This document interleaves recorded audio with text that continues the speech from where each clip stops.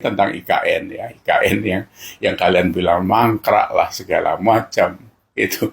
Masa kalian nggak sadar diri sih bahwa sudah dikatakan berkali-kali inilah bangunan ibu kota yang menurut Fahri Hamzah kita tidak pernah membangun ibu kota. Ya memang benar, Jakarta itu lungsurannya kolonial.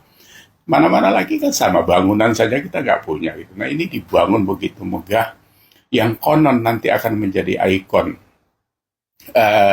Kita pernah ke Paris kan, pernah melihat Menara Eiffel yang pada saat dibangun membutuhkan 3.700 ton baja tahun 1800 sekian itu. Sekarang itu sudah mencapai 200 juta pengunjungnya, akumulasinya.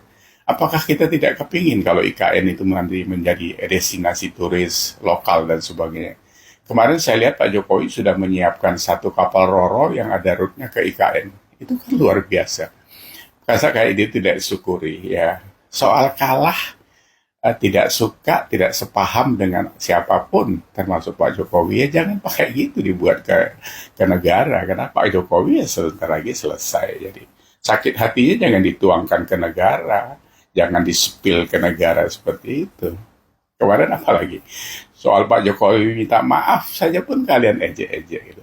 Orang minta maaf kepada rakyat Indonesia, bukan pada PDIP. Kok PDIP yang sewot? Pak Jokowi itu minta maaf sebagai manusia biasa, yang pasti salahnya ada. Pembangunan saja kan kurang sana kurang sini, normal saja gitu. Negara sebesar ini, roadnya sebesar ini, mau mana bisa diberesin dalam waktu 10 tahun. Wong rusaknya aja sudah 70 tahun mungkin dirusak ini kan gitu. Ya, jadi sekali lagi setiap ada video yang saya sampaikan ini sebenarnya menyadarkan saja bahwa meluruskan hal-hal yang tidak baik kepada apa yang kita anggap baik, agar anak-anak kita ke depan tidak teracuni oleh pemikiran-pemikiran yang saat kalian marah kepada seseorang atau kepada siapapun, jangan dituangkan ke ranah sosial yang bisa meracuni pikiran-pikiran orang. Tadi saya ditanya, ngobrol sebentar setelah tausiah subuh tadi, ya sekelas profesor seperti itu ada beberapa distorsi informasi yang dia terima. Dia tanya bagaimana hubungan Pak Jokowi dengan Bu Mega dan sebagainya. Ya saya jawab sesuai dengan kapasitas saya tidak pernah membesar-besarkan juga gitu. Nah, jadi kembali kepada posisi kita sebagai masyarakat, memang kita harus pintar memilah dalam kondisi seperti ini.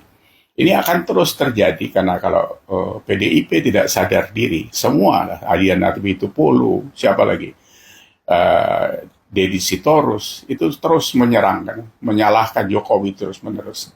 Adian kemarin bilang, ini 20 Oktober selesai, Pak Jokowi nggak ada apa-apanya lagi. Ya, dia bukan presiden lagi, iya. Tapi sebagai orang yang pernah berjasa terhadap negara ini, nggak bisa kalian hapus. Sama seperti kalian.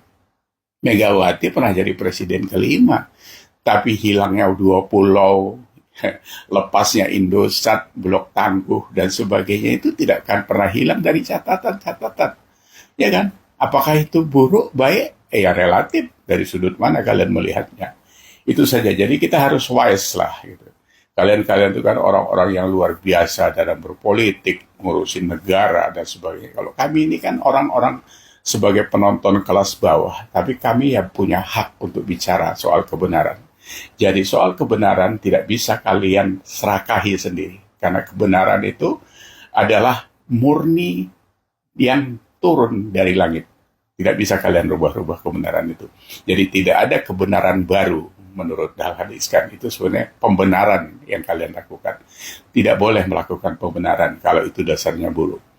Jadi begitu saja ya obrolan kita hari ini. Terima kasih PDIP yang setelah terus memberi nutrisi keburukan sehingga kita harus merespon apa-apa yang kalian lakukan.